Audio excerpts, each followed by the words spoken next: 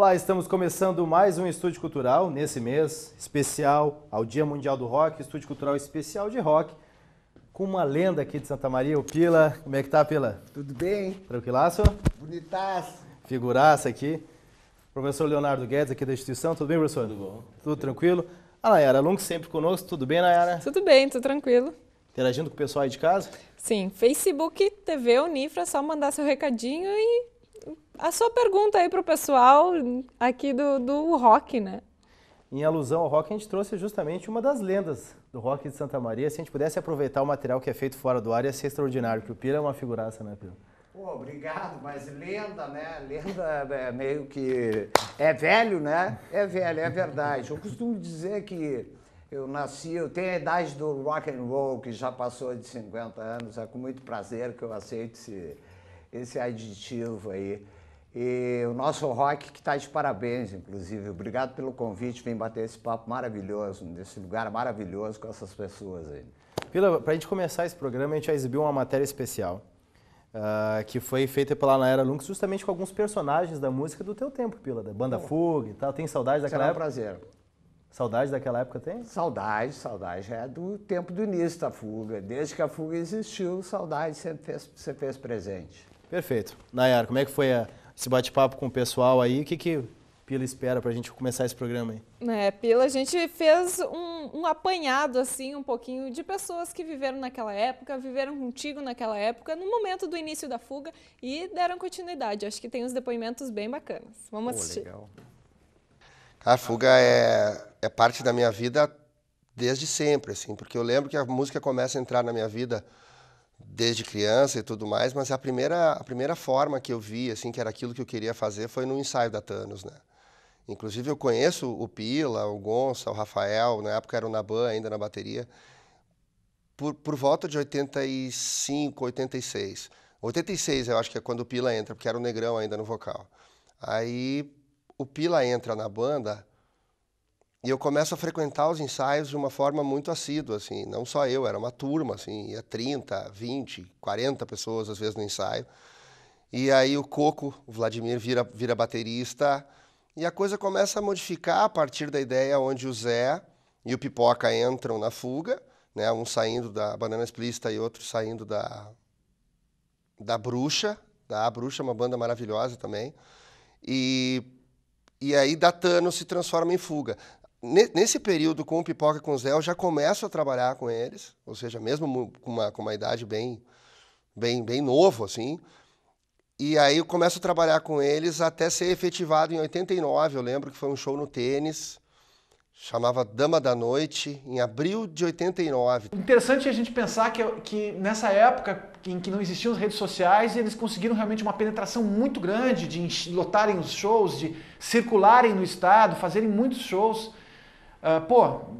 Só há méritos nessa... E mostra realmente o valor do trabalho deles, né? Como banda, que conseguiram realmente... 20 e tantos anos, estamos falando ainda na Fuga, ou seja, há realmente valor no trabalho dessa banda, né? Aquele rosto me faz lembrar que eu não quero olhar pra trás.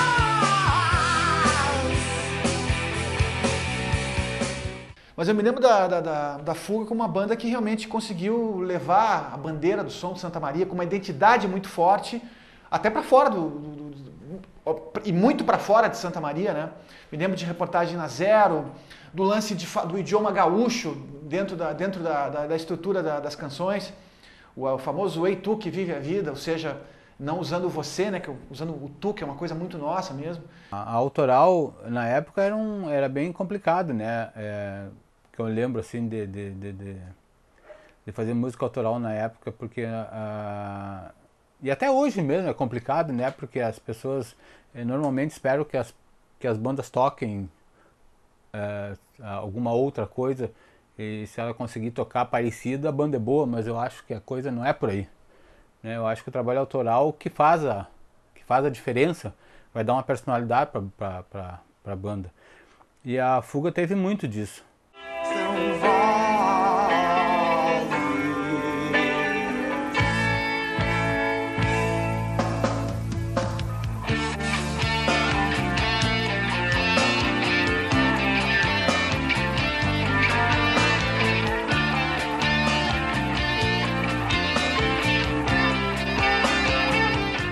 A Fuga foi a primeira oportunidade que eu tive de ir para Porto Alegre, por exemplo, e ver num festival cheio de bandas, o público ter a atitude que teve, as palmas, os gritos, pessoas cantando junto. E tu ter a oportunidade de ver um gasômetro inteiro, assim, e uma porcentagem muito grande cantando a música e os que não cantaram aplaudindo ela por ter entendido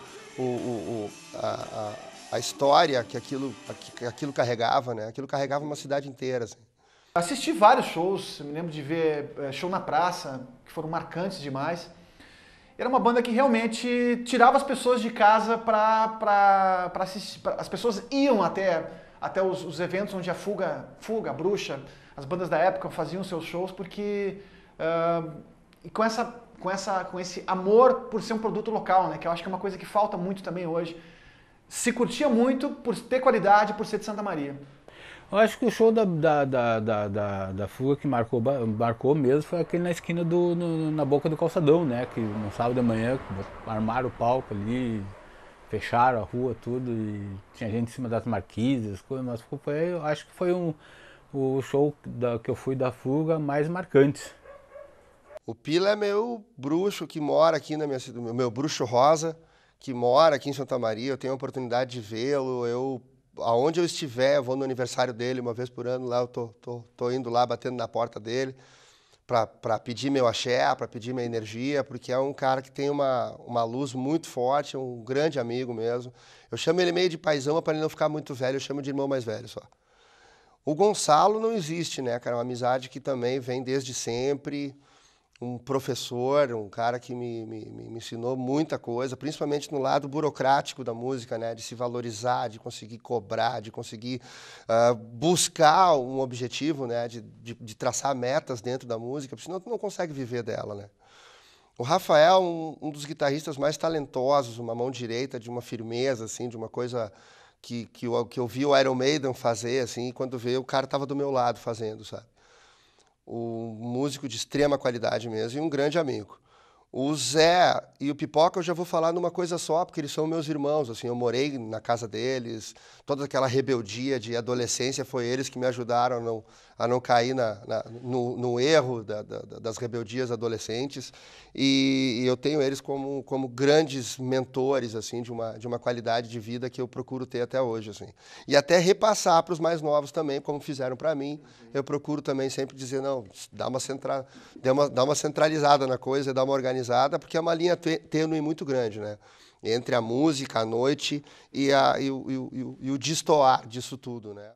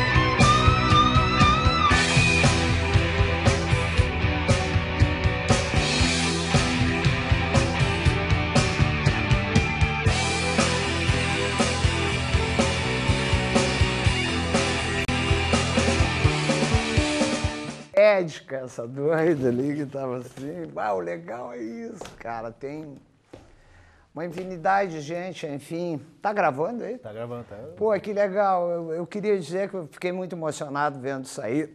Quase não consigo falar de tão emocionado. Mas a verdade seja dita, no primeiro disco, quando passou de 10 cidades que a gente já estava viajando, resolvemos comprar um mapa do Rio Grande e botar no ensaio, compramos umas caixinhas de alfinete colorido e a cada cidade que a gente visitava, a gente cravava o alfinete colorido ali. No término do primeiro disco, a gente havia visitado 182 municípios no estado do Rio Grande do Sul e Santa Catarina. Aí a gente se deu conta do que a gente estava fazendo e bateu na porta uma certa responsabilidade em fazer isso bem feito e passar coisas boas. Aí sim começamos a tentar fazer e passar para as pessoas o que era de melhor e o que há ainda de melhor dentro do rock and roll, que é a diversão, a descontração, o amor que as pessoas têm. O rock and roll atualmente não é mais o tripé sexo, drogas e o rock and roll. É calcado em muito amor esse sexo, né? E drogas jamais. Né? A droga natural que a gente tem do nosso corpo, a nossa energia que deve ser usada. É uma linguagem nova e essa rapaziada está fazendo esse papel muito bem feito na cidade, sem antes voltar ao passado e dar uma analisada, sem perder a sua raiz. Eu fico muito orgulhoso disso, me orgulho muito do rock de santamariense e a cada lugar que eu chego e digo que sou de Santa Maria, geralmente assino embaixo dizendo como é uma das cidades que produz a melhor música no estado do Rio Grande do Sul. Eu fico muito feliz com isso. Bom, Pila, tu tinha noção assim de quanto vocês iam alcançar com a Fuga? Vocês tinham algum objetivo específico quando vocês entraram assim, e formaram, bom, vamos formar a Fuga, e agora? Até onde a gente quer ir? Até onde? Qual era o sonho máximo assim que vocês tinham? O que vocês pensavam? A gente sempre quis, a gente tinha muita ânsia de querer. E essa ânsia de querer leva a gente longe. Quando nos damos conta mesmo, nós estávamos no trânsito de São Paulo, uma cidade do interior do estado do Rio Grande do Sul, com uma reunião marcada com um dos maiores produtores musicais do Brasil. Aí a gente se deu conta que a gente estava realmente lá. E nos damos conta também de que nós tínhamos uma linguagem. E não arredamos pé dessa linguagem, nem do local que nós morávamos, né? Tão pouco do português carregado que o gaúcho tinha. E lá fomos nós, lá e estava nós de frente para um produtor dizendo que tu era uma palavra gaúcha, que não poderia usar para um lançamento nacional, de que vocês colocaram duas mulheres se beijando num clipe na televisão, coisa que ninguém tinha se atrevido a fazer, uma grande sacação do Sérgio Assis Brasil na época, de que nós não deveria ser de Santa Maria, de que nós deveria ser da capital do estado do Rio Grande do Sul, que eles jamais lançariam uma banda do interior. Enfim, aí damos umas de bom gaúcho que somos, arredamos o pé.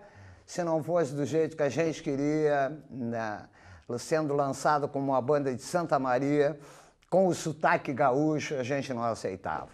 Aí houve alguém em Porto Alegre lá que já se apresentou como tendo músicas capacitadas para esse produtor, para inclusive colocá-la na novela das 7 da Rede Globo. Dando nome aos bois foi a música Nega Bombom do Cascaveletes, que tomou a vez de Saudade, pela Fuga ser essa coisa gaúcha de fincar o pé, entendeu? Chegamos lá, amarramos nossos cavalos na entrada da emissora, né? E encilhados mesmo, se precisasse partir de volta para o Pago. E foi assim que a história foi escrita mesmo. Com muito orgulho nós fomos até lá, por pouco não beliscamos aí uma ponta na novela das 7, mas a gente não perdeu a nossa essência, não deixamos de ser o que nós éramos, voltamos mais fortificados para cá, e fruto disso é essa nova geração que não esquece o que a gente fez e assume de peito aberto o rock da nossa cidade, as coisas que dissemos, o que quero dizer com o papel de bala que a menina jogou fora ontem, e eu era apaixonado, vou compor uma canção para o mudinho da praça, te lembra? Vamos compor Camobi, vamos compor a nossa história, vamos contar nosso amor, o nosso dissabor, a nossa vida. Por isso existe o rock santamariense, tão conhecido no estado do Rio Grande do Sul, por ter raiz, por ter gente que seguiu adiante segurando essa bandeira como nós seguramos quando adentramos no centro do país e fomos mandados de volta para casa.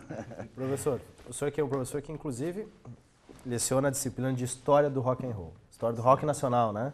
Não, essa aí é a história geral. História geral do rock, né? O que representa uma figuraça como essa que é o Pila, que a gente viu os colegas dele, que é muito fácil um jornalista dizer, dar uma de Fausto Silva, que a gente brinca, toda vez que traz alguém que diz que o cara é referência, parece que a gente está enchendo a bola, e não é verdade. Porque a gente vê os caras que tocaram com o Pila dizendo assim, não, o Pila foi a referência, a banda Fuga, o que ela representou pro rock and roll. O que representa isso para a história do rock? Ver isso que a gente viu, parar o Calçadão de Santa Maria, um show na boca do Calçadão, ver aquele público lotado, o pessoal cantando as músicas, 180 e poucos municípios com o primeiro disco, ou seja, algo que hoje a gente não consegue imaginar com uma banda que está sendo lançando o primeiro material. Sim, era algo impressionante, assim, a fidelidade do público de Santa Maria em relação às suas bandas, né? E com certeza a Fuga era o principal expoente, né?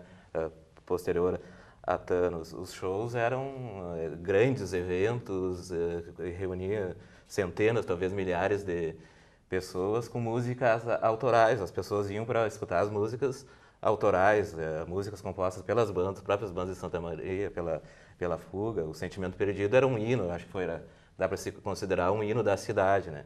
A Fuga, em certo momento, ela teve que, como uma estratégia, né, lançou uma banda chamada Fugitivos, os Fugitivos, para tocar os covers. Porque era a ânsia pelas músicas autorais da Fuga era tão grande que não sobrava espaço para se tocar, acredito eu, para tocar os covers, que era um que o outro só nos shows. Então, em certo momento, a Fuga lançou uma subbanda. Subbanda não é bem o termo, né? Porque talvez tenha uma conotação meio depreciativa, né? E que enchia. Eu me lembro de shows na boate do DCE com essa banda chamada Os Fugitivos, tocando covers, Gangue 90, etc. E que a boate cheia, por um sábado, que no sábado nunca foi o grande público da boate do DCE no sábado. E gente saindo por tudo que era canto, né? Então, assim, a fidelidade do público, o público se identificava com aquilo ali, né? E todos os lugares em que a Fuga tocava era cheio. Um parentezinho, isso em tempo em que a internet não existia. O contato tinha que ser pessoal. A gente fechava show, às vezes, com o oeste catarinense, com um telefone de contato que a gente tinha do produtor lá, que era um telefone que a vizinha da rua, única detentora de um telefone da rua, ligava para ele. Ó, tem o telefone para ti aí, cara, um pessoal de uma banda de Santa Maria. Se quisesse ouvir a banda da Fuga, ou tu ia num local, num clube ou numa boate do DCE que haviam adquirido o disco, ou tu gravava uma cassete. Então o contato era quase que físico. A gente conseguiu essa abrangência toda pedalando, andando, de Kombi, de carro, de a pé, fomos de moto a show, fomos de carona a show, fomos em ônibus de linha. Então era uma dificuldade imensa, era imensa. A diferença é muito grande de uma banda ganhar uma abrangência grande hoje. Da noite para o dia, o Taca-Lepau Marcos teve não sei quantos acessos. É muito fácil.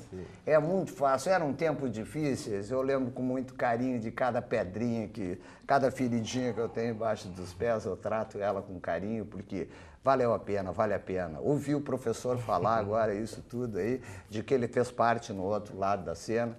Para mim é muito gratificante. Eu lembro do show do Lobão em Santa Maria, o Lobão no auge da sua carreira, no ginásio do Centenário, da Escola Centenário, em que o show de abertura era da Fuga e o show de abertura se tornou o show principal da noite, né? De tanta movimentação, de tanta empolgação do público. Essa foi a noite que não me deixaram eu aparecer em rede nacional na Bis, porque eu queria bater no Lobão, né? Porque o Lobão era o artista maior, eu já tinha conhecido ele lá em Florianópolis, já tinha mantido um contato pessoal com ele, e chegou todo estrelão aqui na minha cidade, e, inclusive antes acertou tudo com a produtora, para a gente fazer a abertura do show dele. Como ele está falando, o povo foi ver o show da Fuga, e quando chegou na terceira música da abertura da Fuga, o Lobão chegou com o ônibus da Planalto atrás do ginásio, dizendo que era hora dele entrar no palco, e o produtor disse, agora tu espera, que agora a Fuga está se apresentando. E ele subiu no palco e começou a desligar as coisas em cima do palco. E aí eu voei para trás e me grudei no Lobão. E o produtor, calma gente, cara, tu sabe em quem tu quer bater? Eu sei mesmo, é esse que vem aí que é o cara, acho que é o cara aí. Mas não me deixaram brigar com o Lobão, não me deixaram surrar aquele cara lá, mal educado, que tinha levado umas latinhas de cerveja lá, porque botaram ele abrir o Megadeth no Rock in Rio, nós não éramos culpados disso. Ele não quis mais saber de rock, chutou no coxo, chutou no balde, no coxo que comeu. E aí foi cantar. Ele recém tinha cortado os cabelos, vocês eram cabeludos, né?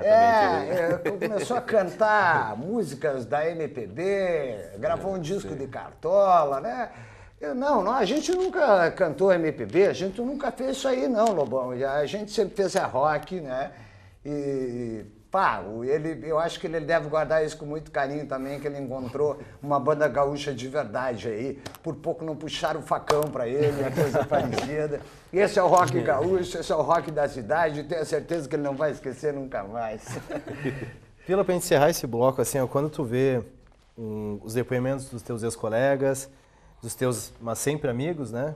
Mas o pessoal que tocou contigo, ou que acompanhou, seja como radialista, como fã de rock, ou como colecionador, e quando tu vê imagens, principalmente imagens de vocês do palco e aquele público que era fã, não era simplesmente um público espectador. Era não, né? É muito E fã ainda é fã, é só ver a forma com que eles falam. Ele abriu pro Nazaré, que tava a maior loucura. Pô, Nazaré foi um convívio, foi especial para mim, porque eu não acabei só fazendo aquele show e aqueles minutos em cima do palco.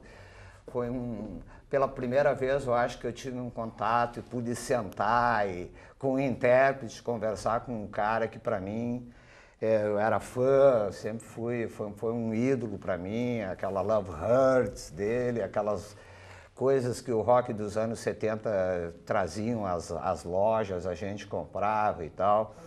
Né? Foi fantástico, embora eu tenha conhecido bastante gente do mundo do rock, como o nosso falecido Ronnie James Dio, o Geddy Lee do Rush, mas ele talvez seja uma figura assim, que eu mais tive a proximidade e mais pôde me passar a experiência, velhinho, fazendo aquilo que gosta. Bem da verdade, ele está fazendo aquilo que gosta porque a mulher não quer ele em casa depois de aposentado. Mulher de roqueiro reclama a vida inteira, mas quando ele se aposenta, ela não quer dentro de casa. Vai para a estrada, porque o teu lugar na estrada aqui, tu é muito volume dentro de casa. Né? Então, pô, fantástico isso. Então, na estrada, Deus há de me dar saúde. Para mim, tocar, como diz no Algarani, se eu nasci para cantor, eu hei de morrer cantando. E que esse povo sempre procure entender as ânsias da juventude, o que significa o rock na vida das pessoas, né? Acho que o rock assim, é um momento muito especial e as pessoas nunca mais vão esquecer de uma fase quando ela entra no rock, o que ela aprende com o rock, o que ele significa para ela, que para mim, já falei, volto a frisar, rock and roll deveria estar na escola como uma das, como português, como religião. No meu tempo, eu fui do tempo que eu tinha aula de religião, né? Então eu tinha que ter aula de rock. Por quê? Porque o rock tem os seus dois caminhos, né? Então, por incrível que pareça, existe sim a educação. Tem que se educar para o que você vai dizer e o que você vai passar adiante. Por isso que eu falo na matéria rock, né? Porque é uma idade muito delicada do adolescente. Ele gosta, ele quer extravasar. Então tem que ter muito cuidado, porque tem vários tipos de rock. Tem o rock que faz bem, né, e o rock que perturba, né? E a gente sempre aconselha, sim, o rock verdadeiro, mas o rock que transmita alguma coisa de boa para a sociedade e para as pessoas que estão à tua volta.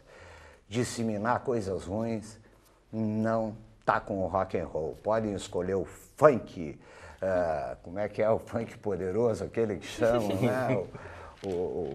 Enfim, mas o rock and roll é essa coisa bela, essa coisa divertida.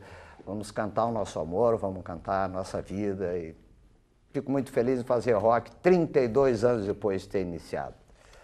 Ediano, poderia ter escolhido um personagem melhor para trazer aqui para falar justamente do rock and roll aqui da região, aqui o rock de Santa Maria. A gente volta em instantes do Estúdio Cultural e eu vou poder formular melhor a pergunta para o Pila sobre quando ele vê as imagens daquela época de shows lotados, o que vem na cabeça dele em primeiro lugar, mas em seguidinho depois do intervalo.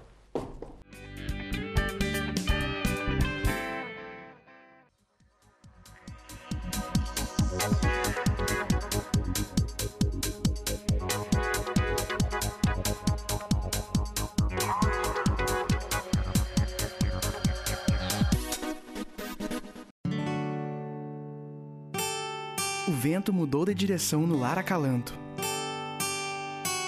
Agora, além de amparar crianças que convivem com o vírus HIV, a casa está acolhendo famílias e crianças que possuem doenças crônicas degenerativas.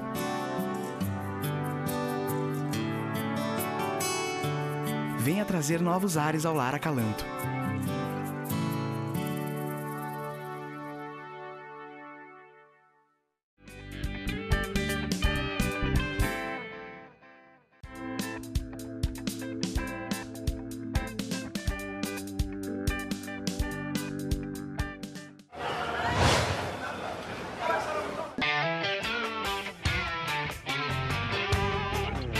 Meu nome é Graziele, eu tive uma experiência de intercâmbio na Índia, na cidade de Jaipur, na região do Rajastão, fica no norte da Índia.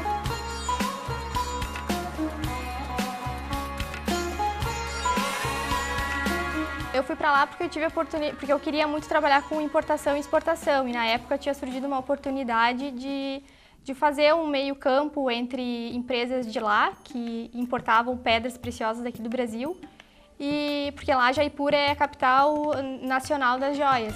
Foi muito gratificante, é uma coisa que na verdade tu geralmente vê nos filmes, e realmente é muito colorido, o artesanato é muito bonito, tem muito brilho, e é muito esse jogo de cores, os pós-coloridos no role, é bem animado. Só que ao mesmo tempo é bem gritante a desigualdade social, e é uma questão que as pessoas elas realmente ficam indiferentes por causa desse sistema de castas. Então, tu vê pessoas com muito dinheiro e elas realmente consideram aquelas pessoas pobres que estão ali sentadas no chão, às vezes com roupas muito sujas. Elas acham que é normal, porque elas nasceram pobres, então elas têm que morrer pobres. Eu aprendi mais essa questão de religiosidade com os indianos, porque em tudo que é lugar tem templo. E eles são bem de fazer meditações, a yoga é muito forte, tu acorda de manhã, vai nas praças e eles estão lá caminhando com aquelas saias compridas, com saris. E não importa, eles têm essa vida bem ativa. Só que ao mesmo tempo, os animais, na verdade só as vacas que eles realmente cultuam e gostam, mas animais que nós gostamos, por exemplo, cachorros, para eles é como nós tratamos ratos. Então é uma coisa que choca um pouco, principalmente se tu tem um cachorro em casa. Gato eu realmente não vi lá, e tem muitos porcos que vivem nas ruas, porque tem os hindus, né? Mas também tem os muçulmanos, e os muçulmanos não comem carne de porco, então eles ficam soltos. Mas foi uma experiência muito gratificante e eu espero voltar lá mais uma vez, mas em outra região, porque cada região é realmente bem diferente e acho que sempre tem coisas para aprender. Como é que é, Pila? O que tu comentou ali? Eu não boto mais meus pés. Ô, cidade bem fedida. Que figura. Pila, nós estávamos encerrando o bloco ali, falando sobre a história da banda Fuga, a tua história no rock. Afinal de contas, a gente está fazendo uma série de programas especiais em relação ao rock and roll, principalmente o rock and roll aqui de Santa Maria.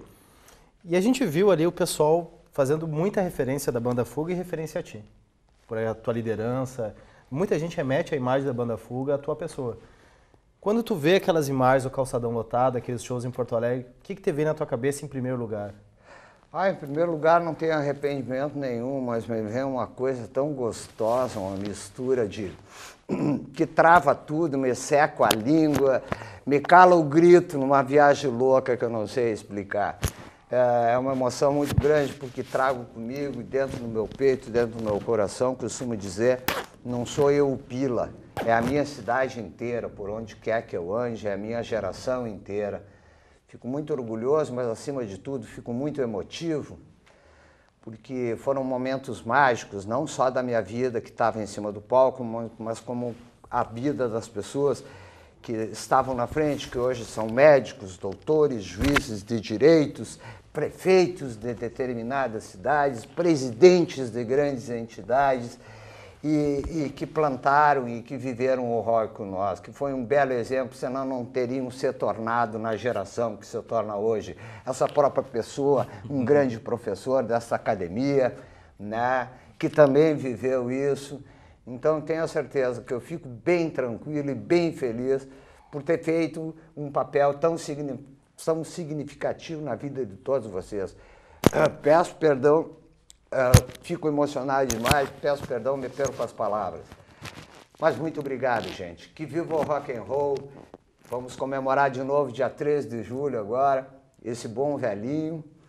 E fiquem bem, continuem fazendo o rock de vocês, da cidade de vocês, não esqueçam das suas identidades, não esqueçam das suas raízes. Muito obrigado, fico muito feliz e muito emocionado. Vila, a gente que se emociona com a tua presença, e o programa não acabou ainda não, né? Mas aproveitando as tuas palavras, a gente viu no primeiro bloco, tu contou uma história de uma participação, de um bate-papo com um produtor, onde a música de vocês poderia entrar numa novela da Globo, que seria uma forma de abrir as portas para o mercado nacional. Rolou em algum momento alguma espécie de arrependimento por não ter mudado o estilo de vocês para não ter entrado nesse mercado nacional? Ou existe alguma coisa que vocês disseram, a gente poderia ter feito ou não? A forma com que vocês optaram em seguir a carreira de vocês batem no peito com orgulho e dizem assim, ó, foi assim que a gente escolheu e o mercado do Sul foi o que nos acolheu e é isso que importa. Sim, a gente bate firme no pé, a gente não tem arrependimento nenhum, de forma alguma. Era uma expressão nossa, a gente não inventou ela, portanto não teríamos outra para inventar, para colocar na situação dela. As coisas aconteceram ao natural e as interpretações também, tanto que quando a gente compôs a música que veio a ser a origem do clipe do Sérgio Assis Brasil, que ganhou o prêmio na época, e meio que deu uma revolucionada na televisão, que foi a aproximação de duas mulheres. Não foi eu, quando compus a música, que eu imaginei que aquilo pudesse ser a história homossexual de um casal. Então, vai da interpretação que as pessoas davam. E não seria um cara que viria me dizer que estava errado se uma cidade inteira estava dizendo que não.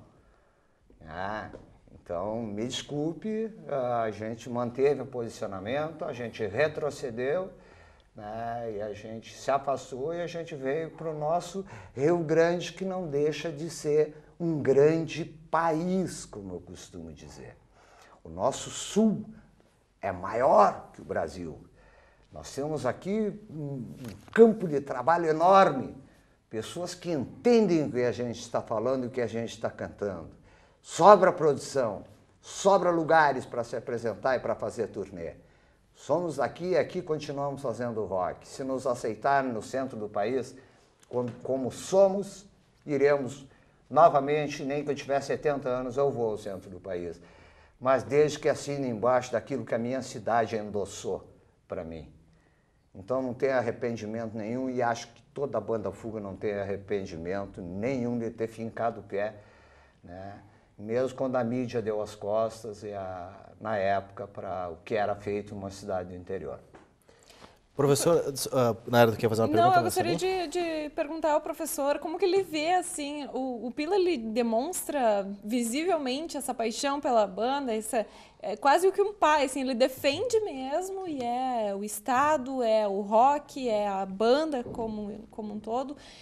Como que as bandas hoje, não sei se tu tens acompanhado também as bandas santamarienses, mas as bandas do interior, assim, como tu vê, assim, elas, para que tenham essa paixão, elas existem ainda, têm essa paixão pelo rock, ou é só uma fachada? O que demonstra, o que tem nesse cenário atual hoje?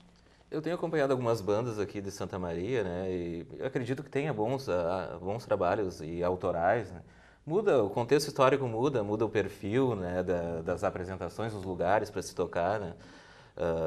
Acredito que tenha a identificação do público ainda com essas bandas, elas tenham essa garra, essa vontade de fazer as suas músicas, mas o contexto histórico é um tanto diferenciado, né? Na época... Pergunto isso pela questão da internet, da Sim. informatização, tecnologia e tudo mais que a gente tem hoje presente, né? Na época dessa geração aqui da banda Fuga, os shows eles se davam basicamente em locais gratuitos, né? Era praça, eu vi nossas expressões lá no estádio da Universidade Federal de Santa Maria, vi nossas expressões no estádio do Interzinho, show na praça, que ali eram multidões e os shows gratuitos. Hoje, pelo que eu acompanho, há lugares, alguns bares mais temáticos, digamos assim, né, que dão esse espaço para essas bandas tocarem. São lugares mais restritos, menores, e que paga ali o cover. Não era tanto o perfil da época tocar em bares, era em lugares maiores. Até nem sei se na época tivesse bar que desse essa possibilidade das bandas tocarem, como é que se faria com o público, porque o público era muito numeroso, né? Era muito numeroso. Com muito orgulho que eu digo que os bares não suportavam a capacidade da Fuga, né? O dono do bar disse, eu queria muito fazer vocês aqui no bar, mas é muito... Vai vir muita gente, vai tremer muito a estrutura aqui, o vizinho vai me incomodar, porque a gente nunca soube tocar baixo, a gente nunca usou equipamento com menos de 1000 watts de potência, era aquela coisa, tanto é que a gente anunciava no cartaz, com tantos 1000 watts de som, e era verdade mesmo, teve shows que a gente saiu com 10 toneladas de equipamento, né? Embora na época, né, uma caixinha de som tinha boa mesmo, era do tamanho de uma geladeira, hoje uma caixa boa mesmo não passa disso aqui, né? Eram as caixas pêndulas hoje, mas sim, a gente saiu em turnê do segundo disco com um caminhão com 10 toneladas de equipamento de som.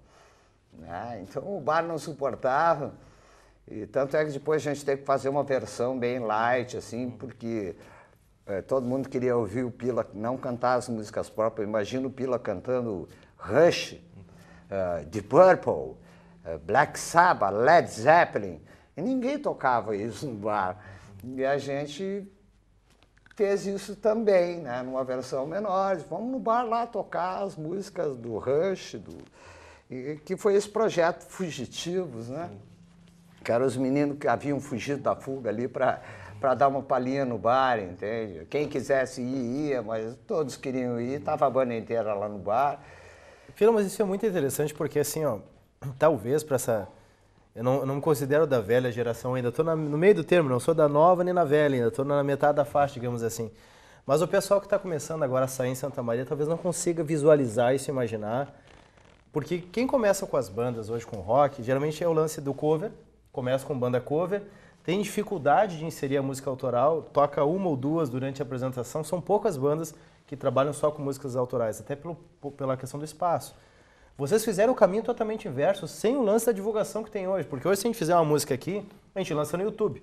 Quantos vão curtir, vão gostar, é um tiro nas nuvens, afinal de contas, assim como o Marco Velho, que deu aquela enxurrada de visualizações, quantos vídeos tem na internet todo dia, alguns dão certo, outros não dão. Mas naquela época vocês não tinham esse poder de divulgação que tem hoje, e vocês tinham que se esforçar para tocar música cover, ou seja, em primeiro lugar a música de vocês. É o caminho inverso de hoje, vocês têm noção? É o caminho inverso, eu costumo dizer que hoje as pessoas encomendam e tentam formatar alguém que quer ser, né? E a gente não, a gente era, né? Eu costumo dizer que eu andava com loucos que faziam, né? E não gostavam de certos que falavam, entende? Então nós era muito daquela turma dos que faziam e não dos que falavam que iam fazer. E hoje não, hoje encosta um produtor do lado do cara, vê ele tocar violão, tu deixa eu te produzir, aí tira essa frase aí que tá feia, bota essa outra aqui. Então o caminho inverso foi a natureza mesmo. Foi natural mesmo. Nós não escolhemos ser artistas, nós não sonhávamos em subir num palco, né? Nós não tinha essa ambição de ir para o centro de São Paulo. A gente queria sim fazer e fazia. E as coisas foram acontecendo natural. Tanto é que a gente deixou o cover para depois.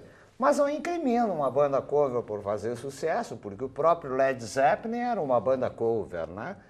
O primeiro disco do Led Zeppelin não tem uma única composição do Jimmy Page e do Robert Plant, são tudo músicas do blues americano, da folk music dos anos 50, onde o Robert Plant gostava de The Carpenters, escutava Holly, né?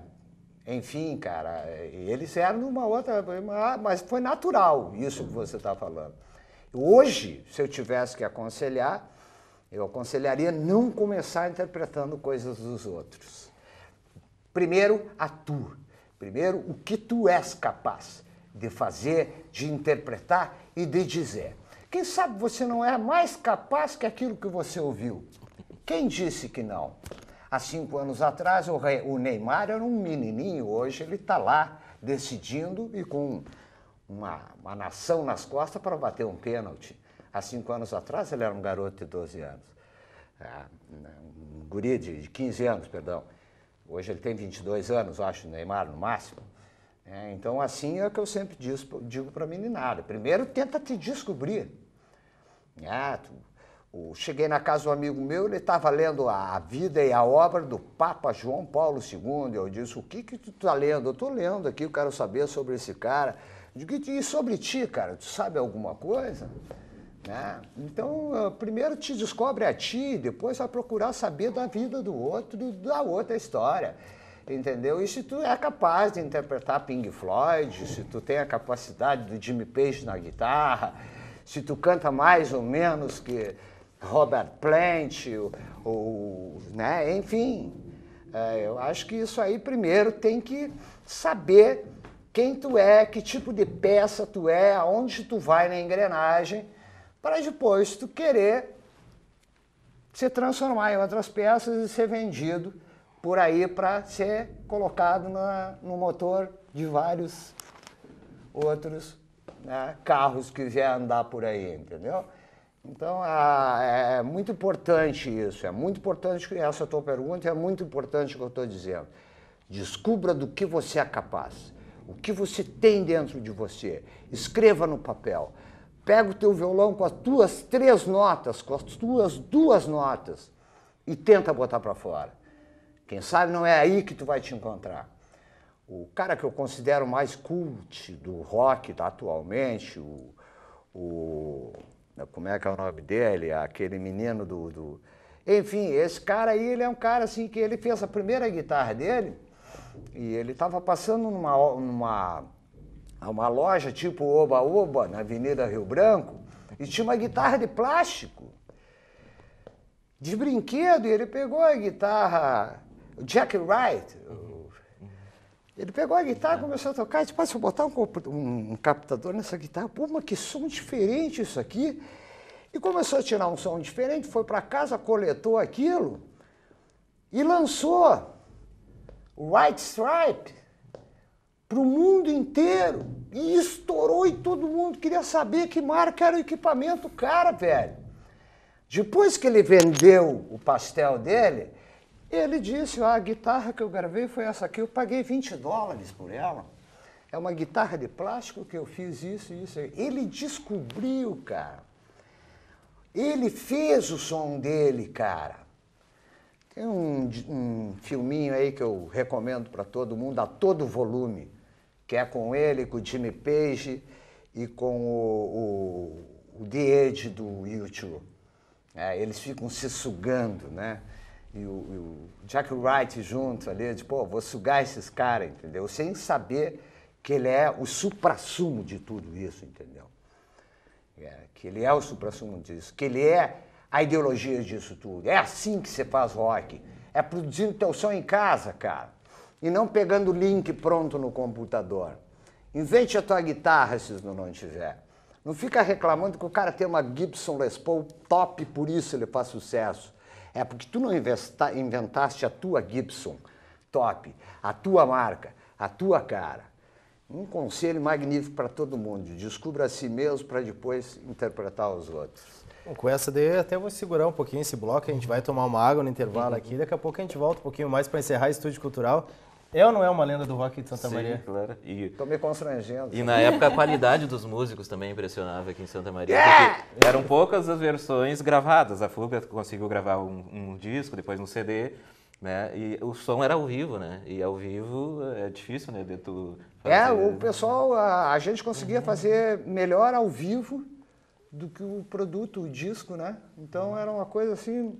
impressionante, nós mesmos ficava perplexo, né? Porque a gente acabava entrando naquela onda, era uma satisfação geral, era uma sonoridade que a gente não conseguia levar para dentro do estúdio, tanto que quando trancava os caras da Fuga dentro do estúdio era uma tucanação, porque é complicado trabalhar trancado, nós gostávamos de tocar com o povo, se pudesse levar o povo para dentro do estúdio para gravar com nós levávamos. Com essa daí a gente vai para o intervalo, é o seguinte, a gente volta mais com o Pila, o professor Leonardo, a Nayara, e mais um pouquinho do rock da banda Fuga, já voltamos.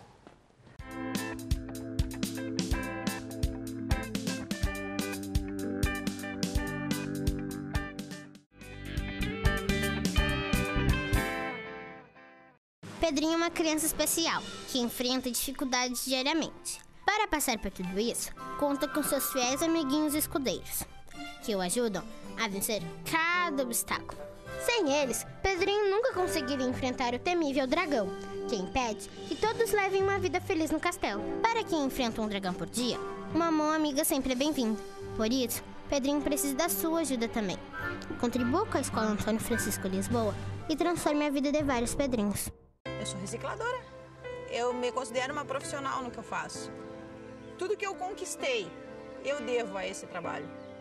As pessoas não conseguem entender quanto é importante para quem trabalha nisso. Não me vejo fazendo outra coisa. Eu gosto do que eu faço. Mais um bom motivo para você separar o seu lixo. Selecionadores de materiais recicláveis. Incentive esta profissão.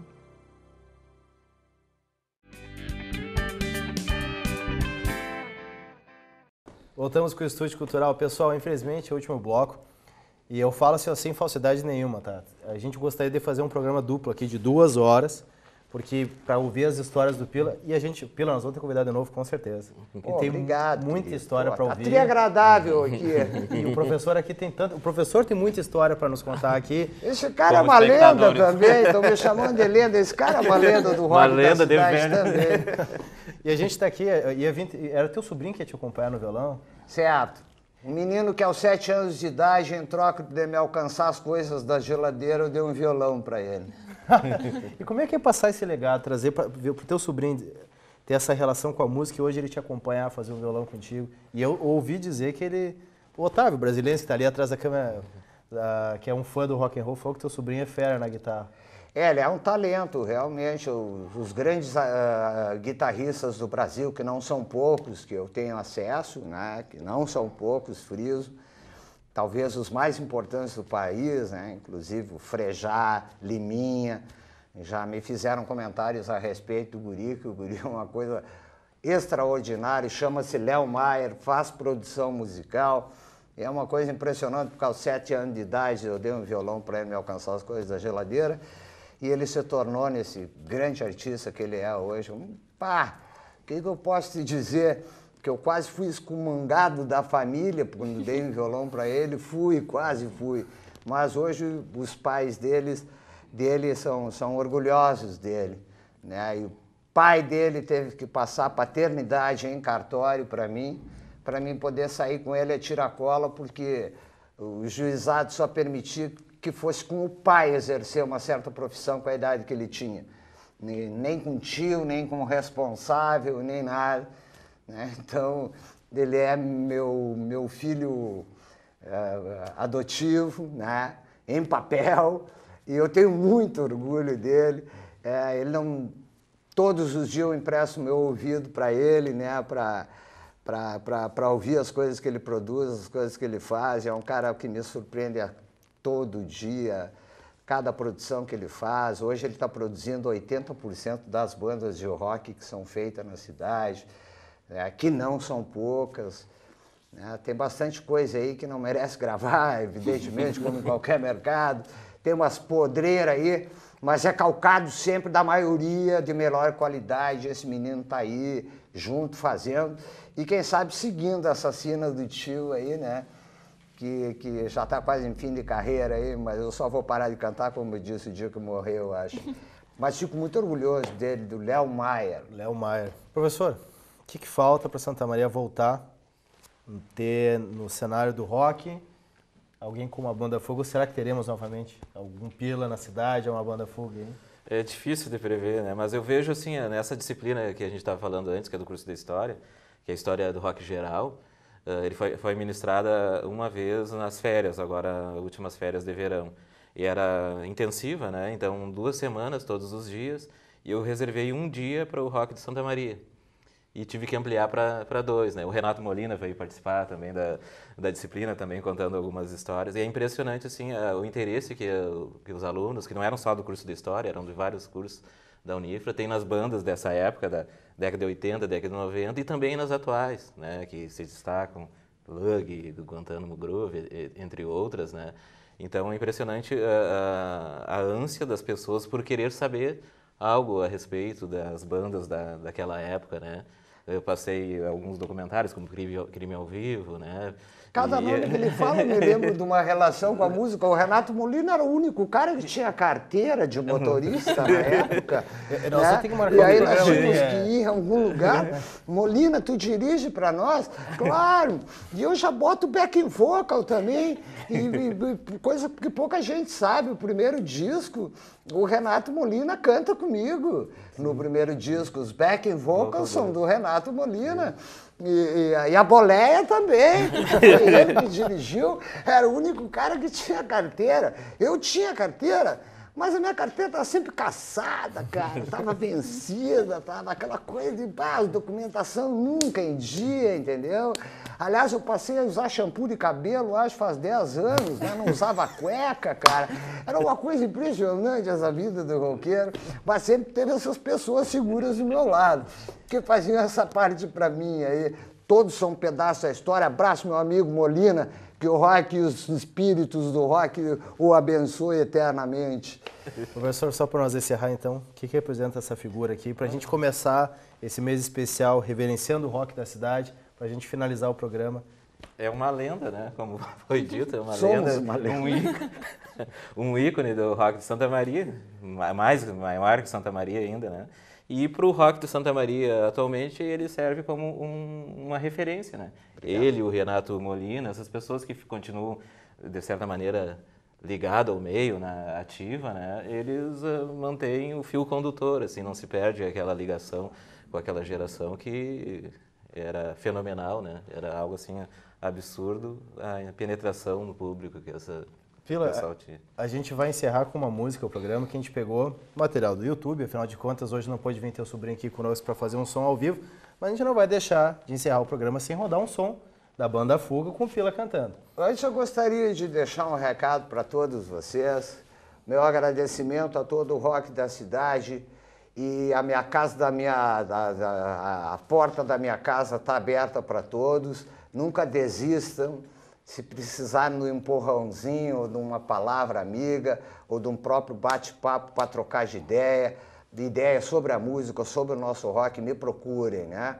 A minha casa está sempre aberta. Como diz um amigo, vou até o comissário Pila que ele vai ver o que ele vai fazer. Nayara, mostra rapidinho o último trabalho que o Pila nos trouxe aqui de presente. A gente agora mostrando, o programa passou tão rápido. Obrigado a quem comprou esse último DVD meu. Já estamos na quarta tiragem dele. São 4.000 cópias espalhadas pelo estado, pelo Brasil inteiro. Imagina 4.000 cópias em tempo de internet. Entendo que cada cópia dessa seja ouvida por no mínimo 50 pessoas. Estamos a quarto milheiro de tiragem. Gente lá em Porto Galinhas, na Ilha Isolada, que o cara chega, toca a saudade, o cara toca, cara. Enfim, muito obrigado por ter vindo aqui e os bons espíritos do rock protejam todos vocês. Pila, só deixa o teu contato então, o pessoal quiser te procurar, comprar o DVD. Esse trabalho está para venda ainda, as últimas unidades, em todas as lojas de disco na cidade, exceto Multissom, que a Multissom não é da cidade, é uma rede que passa por aqui.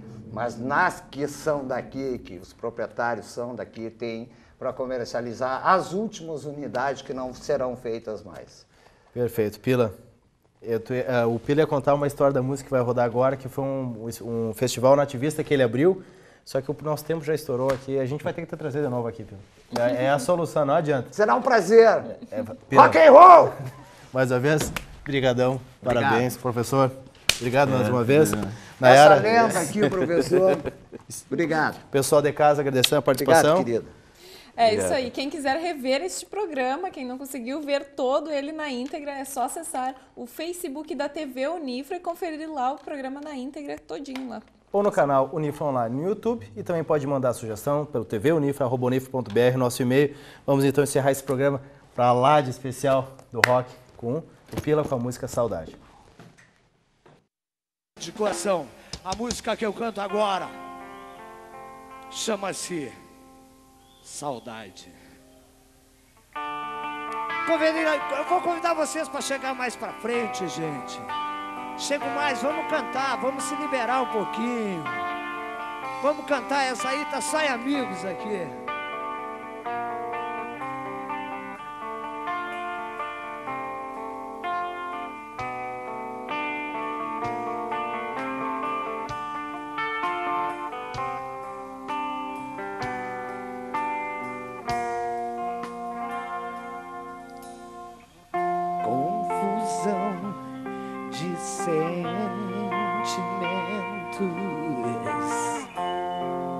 Tristeza no olhar,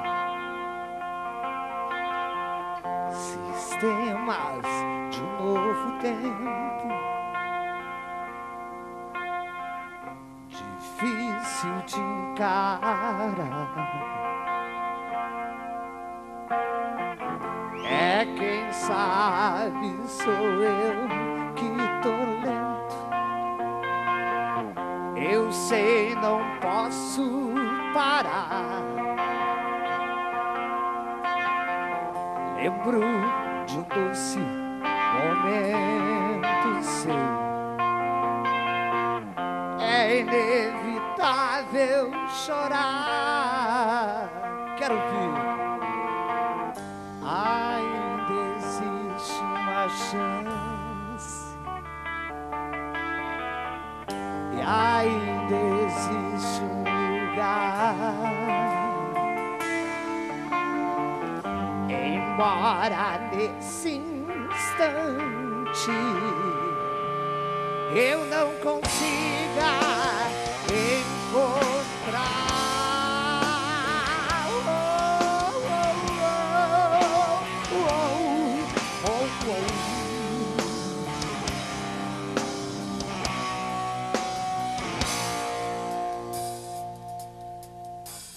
Lembro o conselho do amigo. Cuidado ao olhar pra trás. Vocês, é fácil. O difícil é nele voltar.